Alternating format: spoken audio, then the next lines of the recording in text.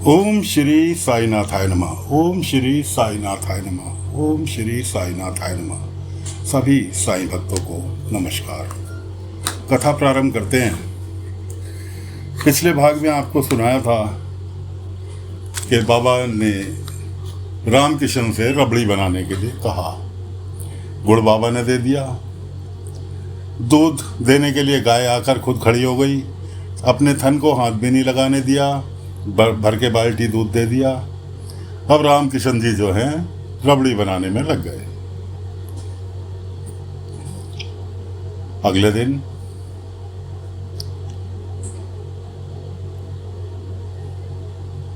मारुति मंदिर में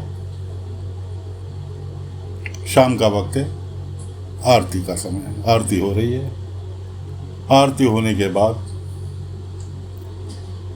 बाईजामा बाबा से कहने लगी, साईं तुमने तो कहा था आज रबड़ी का प्रसाद बटेगा, कहाँ है रबड़ी का प्रसाद? बाबा ने कहा, बाईजामा सबरी रखो, प्रसाद भी आता ही होगा।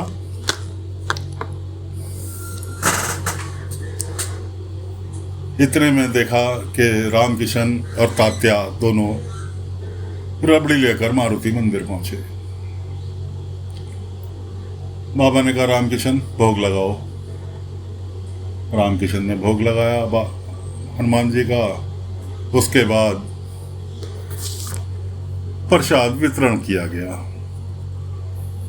इतने में देखा कि प्रेम सेना के कुछ लड़के लड़कियां गांव में घूमने के लिए निकले हुए हैं। बाबा ने कहा, रुको। सभी रुक गए। प्रसाद लेकर जाओ। बाबा ने कहा, तुम्हारे सतेश्वर महाराज को शायद प्रसाद लेने में और खाने में आपत्ति नहीं होगी। कहने के नहीं नहीं, हमारे महाराज का ऐसा कोई प्रतिबंध नहीं है। सभी ने प्रसाद लेकर खाया।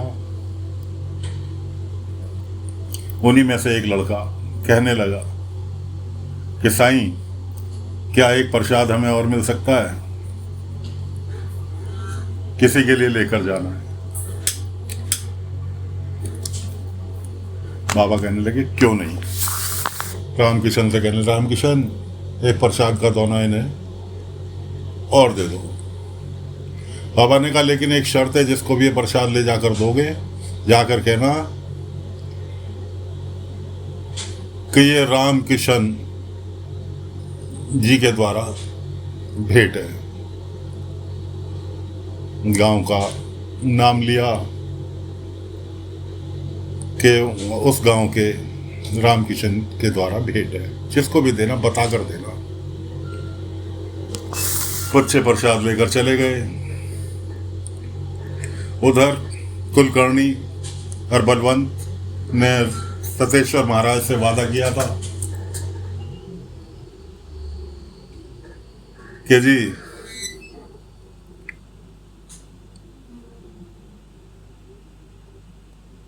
केवल चंद तुम्हें मिल जाएगा, वास्तुकार केवल चंद तुम्हें मिल जाएगा। केवल चंद जो थे 200 रुपये कुलकर्णी को दिए थे, जो कुलकर्णी ने जबरदस्ती का कर्जा उसके सर थोपा था।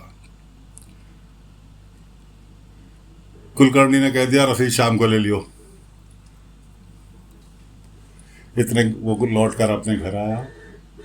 इतने उसका सामान फेंका जा रहा था घर से बाहर निकाल के। कुलकर्णी के आदमी कहने लगे, अरे अब इस मकान पे हमारा कब्जा, तूने पैसे नहीं दिए। उन्होंने कहा, पैसे तो अभी दे के आ रहा हूँ। कुलकर्णी सरकार को कहा है शाम को रसीद ले लेना। उन्होंने कहा, कागज दिखा। उन्होंने कहा, शाम को लेना। यार हम नहीं मानते, कोई गवाह है? वो चुप। खैर जी, वो ज़्यादा उनने वो करी तो उसे और पीटना चालू कर दिया। इतने में सतेश्वर महाराज आए उसे बचाने के लिए। मिली भगत तो इनकी तीनों की थी, कुलकर्णी बलवंत सतेश्वर तीनों की मिली भगत थी। सतेश्वर महाराज आए, 200 रुपये अपनी जेब से लिए, दिए उसके आदमियों को कुलकर्णी के लो जाके दे देना कुलकर्णी को, और मेरे पास साक्ष्य बहुत मौजूद हैं, बहुत सी ये सब लोग देख रहे हैं कि मैंने तुम्हें पैसे दिए, कागज शाम को भिजवा देना। केवल चंद को एक कोने में ले गए। उसे समझाया कि भाई क्यों अपने माता पिता पे जुल्म कर रहा है, क्यों नहीं प्रेम सैनिक बन जाता, मुझे तेरी ज़रूरत है। सुख सुविधा में रहे, अपने माँ बाप को भी सुख सुविधा में रख। केवल चंद की समझ में आ गया और उसने उससे अगले दिन उसके आश्रम पहुंचने का वादा कर लिया। अब सतेश्वर महाराज बड़ी खुशी खुशी अपने आश्रम लौटे, जाके अपने साथियों से सेलिब्रेशन कर रहे हैं कि जी मैं बहुत खुश हूँ आज। इतने में जो रबड़ी लेकर उसका प्रेम सैनिक गया था लड़का बाबा से, महाराज बहुत खुश हो तो लो मीठा, मुंह मीठा कर लो। मंदिर पे प्रसाद में रबड़ी बट रही थी और मैं आपके लिए भी ले आया। सतेश्वर कहने लगा तुझे कैसे पता मुझे रबड़ी पसंद है? उन्होंने कहा जी मुझे पता होता कुछ नहीं, बट रही थी, हमने खाई, बहुत अच्छी थी, इसलिए आपके लिए भी ले आए। और जब रबड़ी का एक चम्मच सतेश्वर महाराज ने मुंह में रखा तो कहने लगा किसने बनाई ये रबड़ी? उन्होंने कहा अरे महाराज बताना भूल गए, साईं ने कहा था जिसे भी रबड़ी भेंट करना बता कर देना कि जी किशन चंद जी ने के गाँव का भला सा नाम लिया कि जी उस गांव के किशन चंद जी ने रबड़ी भेंट की है प्रसाद के रूप में। अब तो सतेश्वर महाराज की समझ में आ गया कि भाई और कोई नहीं है, किशन चंद तो उसका बाप है। और उसे ये भी पता चल गया कि हाँ शिरडी में है, साईं की संगत में है। कोई बात नहीं। उधर बाबा द्वारका माई में किशन चंद जो थे द्वारका माई में ही लेटे हुए थे, करवटें बदल रहे थे। बाबा ध्यान योग में अपने बैठे हुए थे। रात का समय था, 7-8 बजे बज रहे होंगे, 9 भी बजे हो सकते हैं। बाबा ने कहा किशन चंद नींद नहीं आ रही? ने कहा साईं।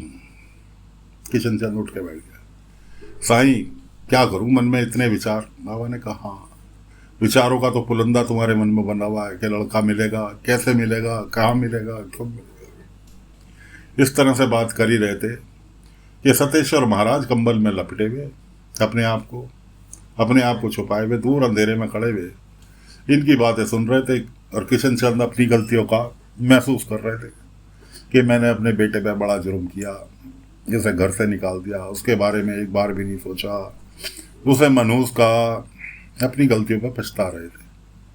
और बाहर खड़े हुए सतेश्वर महाराज आंसू बहा रहे थे, लेकिन उसके बाद अपने आंसू पोंछे और वापस लौट लिए। किशन चंद बाबा से कहने लगे साईं इतना तो बता दो कि कब मुलाकात होगी। बाबा ने कहा अभी तुम्हारे दिए हुए जख्म बेटे के दिमाग से निकले नहीं है, अभी वो जख्म भरे नहीं है जो तुमने उसे दिए थे बचपन में।